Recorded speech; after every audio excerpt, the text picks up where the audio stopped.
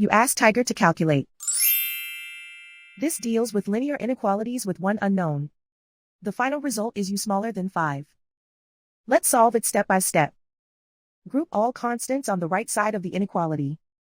Subtract 4 from both sides.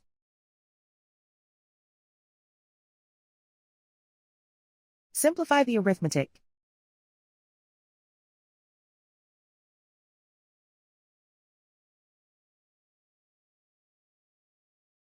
Isolate the u.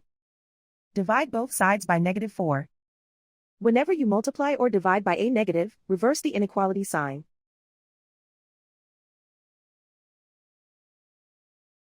Cancel out the negatives.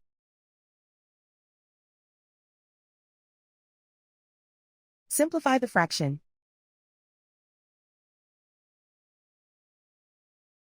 Cancel out the negatives.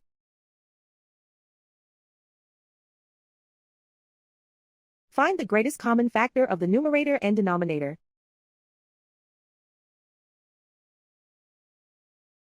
Factor out and cancel the greatest common factor.